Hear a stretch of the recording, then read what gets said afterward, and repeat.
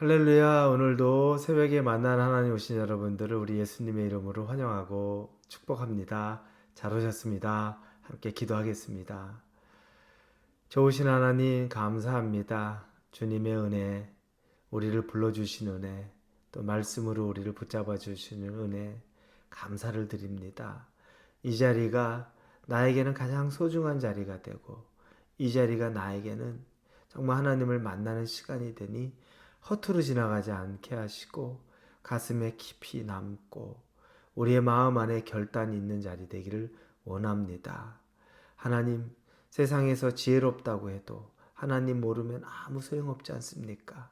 그러나 세상에서 별것 아닌 것 같아도 하나님을 아는 지식에 충만한 삶이 그거보다 귀한 것이 어디 있겠습니까? 우리 모습이 그 모습 되게 하여 주옵소서. 예수님의 이름으로 기도합니다. 아멘. 우리에게 주시는 말씀은 야고보서 4장입니다. 11절부터 17절까지의 말씀 같이 나누겠습니다. 야고보서 4장 11절에서 17절입니다. 형제들아 서로 비방하지 말라. 형제를 비방하는 자나 형제를 판단하는 자는 곧 율법을 비방하고 율법을 판단하는 것이라. 네가 만일 율법을 판단하면 율법의 준행자가 아니요 재판관이로다. 입법자와 재판관은 오직 한 분이시니 능히 구원하기도 하시며 멸하기도 하시느니라. 너는 누구이기에 이웃을 판단하느냐? 들으라. 너희 중에 말하기를 오늘이나 내일이나 우리가 어떤 도시에 가서 거기서 1년을 머물며 장사하여 이익을 보리라 하는 자들아. 내일 일을 너희가 알지 못하는도다. 너희 생명이 무엇이냐? 너희는 잠깐 보이다가 없어지는 안개니라. 너희가 도리어 말하기를 주의 뜻이면 우리가 살기도 하고 이것이나 저것을 하기를 할 것이오늘 이제도 너희가 허탄한 자랑을 하니 그러한 자랑은 다 악한 것이라. 그러므로 사람이 선을 행할 줄 알고도 행하지 아니하면 죄니라. 아멘. 우리는 오늘 교만에 대한 두 가지 모습을 보게 됩니다. 첫 번째 교만은 다른 사람들을 바라보는 나의 모습 속에서 발견할 수 있는 교만입니다. 11절, 12절에 보면 다른 사람들에 대해서 정죄하는 것이 나옵니다. 특히 12절, 입법자와 재판관은 오직 한 분이시니 능히 구원하기도 하시며 멸하기도 하시느니라. 너는 누구이기에 이웃을 판단하느냐? 우리가 다른 사람을 판단하고 정죄하는 것 익숙하죠. 왜 저럴까? 저 사람 왜 이래? 우리 이야기 너무너무 쉽게 합니다. 그런데 판단과 정죄는 우리에게 주어진 몫은 아닙니다. 입법자, 재판관, 법을 만든 분도 하나님이시고 그 법에 의해서 판단하는 분도 하나님이시라는 겁니다. 그래서 입법자요 재판관이라고 말합니다. 우리에게는 어떠한 고난도 다른 사람에 대한 판단, 정죄, 징계 있을 수가 없다고 이야기합니다. 우리에게 요구되는 건 하나님이 하시는 일인데 우리에게 요구되는 건 그것이 아니라는 겁니다. 이건 교만한 것입니다. 다른 사람을 판단하고 비판하는 것들, 이것은 하나님이 기뻐하지 않는 교만의 하나의 모습입니다. 자, 다른 한편으로는 이제 다른 교만이 우리에겐 또 있습니다. 그 교만은 다른 사람에 대해서 교만한 게 아니라 내 삶에 대해서 교만한 겁니다. 아, 저 별로 교만하지 않습니다. 저 겸손합니다. 이렇게 말할 수 있겠죠. 그런데 우리의 삶이, 내 인생이 내 것이라고 생각하는 것도 우리의 교만이라는 것을 오늘 말해주고 있습니다. 13절에 보면 들으라 너희 중에 말하기를 오늘이나 내일이나 우리가 어떤 도시에 가서 거기서 1년을 머물며 장사하며 이익을 보리라 하는 자들아 나옵니다. 이 말의 핵심은 내 인생 내가 선택하는 거지 뭐. 내가 가고 싶은 곳에 가는 거고 하고 싶은 대로 하는 거고 그리고 내가 계획 세워놓은 대로 살아가는 게 내 인생이지. 왜 거기에 개입하기도 하고 내가 내 멋대로 못 살아? 내가 돈 벌었는데 내 멋대로 못 써? 내 인생 내 것이라는 것이 너무 강합니다. 그래서 누구도 터치할 수 없습니다. 심지어 하나님도 터치 못합니다. 내가 시간 정하고 장소 정하고 계획 정하고 결실도 거기에 맞춰 맺혀져야 되고 얼마 있다가는 내가 이익 봐야 되고 이것이 우리의 인생의 계획.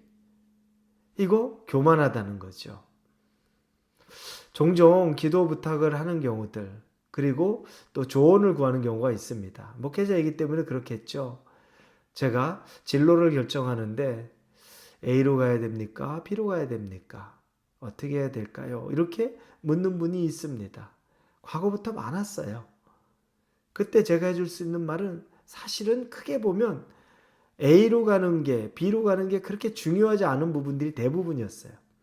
근데 어떤 소수의 경우는 중요한 부분이 있죠. 아주 어비어스하게 그 길을 가는 건 죄의 길로 가는 거예요. 너무 뻔해요. 그건 분명하게 얘기를 해주죠. 그건 아닌 것 같아요. 그쪽으로 가시면 안 됩니다. 그런데 그게 아닌 경우들, 뭐 특별히 진로를 정하는 데 있어서 제가 보면 별로 중요하지 않아요. A를 하든 B를 하든 그건 내 적성이나 내 열정의 방향이나 뭐 내 소득이나 관련된 게 있거든요. 그게 뭐 중요하겠습니까? 별로 중요하지 않아요. 내가 결정하면 됩니다. 더 중요한 건 내가 어떤 걸 하든지 간에 하나님의 영광을 위해서 내가 살기를 원하느냐. 내가 살아가는 방향성이라는 게 하나님이 내 인생의 중심에 있느냐. 이게 있으면 되는 거죠. 그 다음에 내가 하나님에게 내게 중심이 있는데 내게 A든 B든 내 열정의 방향이 좀 맞는 쪽에 내 적성에 맞는 쪽에 그게 왜 문제가 되겠습니까? 하나님이 그걸 가지고 뭐라 그러시겠습니까? 절대 저는 그렇게 생각 안 합니다. 그럴 뿐이 아니죠. 큰 줄기가 하나님에게 정해져 있고 주를 위한 삶이라는 대명제가 나에게 분명하게 서 있으면 하나님이 내가 하는 일에 자유의지를 주시고 선택권을 주시고 열정의 방향을 주시는 건 당연한 인도하심입니다. 자, 그런데 그냥 내 계획대로 내 뜻대로 오늘이나 내일이나 내가 어떤 도시에 가서 거기서 1년을 머물면서 장사하며 이익을 보리라.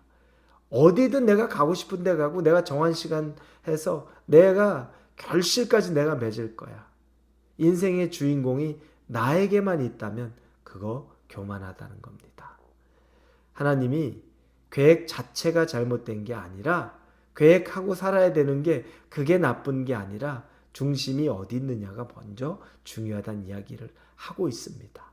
15절에 보면 너희가 도리어 말하기를 주의 뜻이면 우리가 살기도 하고 이것이나 저것을 하기도 할 것이거늘 이렇게 말해야 된다는 겁니다. 너희는 그러니까 14절에 먼저 보면 내일 일을 너희가 알지 못하도다. 너희 생명이 무엇이냐? 너희는 잠깐 보이다가 없어지는 안개니라. 왜냐면 13절에서 난 이런 계획을 가지고 있고 장사하고 나는 언제까지 하고 뭘 벌 거야 라고 했는데 분명히 하나님이 하시는 말씀은 너희들이 잠깐 있는 안개 같은데 뭘 계획하고 네가 알지도 못한 일을 그렇게 할 것이냐? 그거 계획하기보다 15절에 너희가 도리어 말하기를 주의 뜻이면 우리가 살기도 하고 이것이나 저것을 하기로 할 것이거늘 즉 주의 뜻이면 우리가 살기도 하고 이런저런 일을 할 것입니다 라고 인정하라는 겁니다.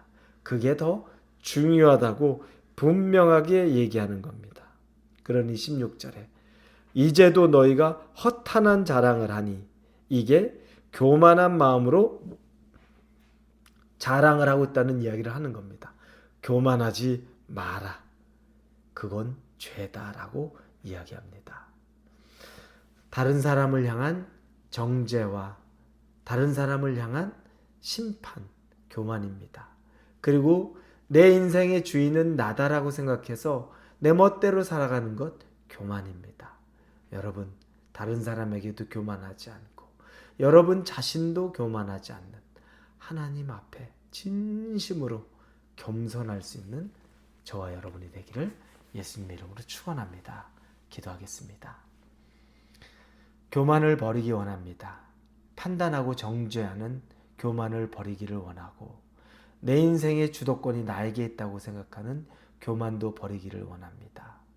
하나님 앞에 철저하게 겸손한 마음으로 살아가게 하여 주시옵소서. 예수님의 이름으로 기도합니다. 아멘.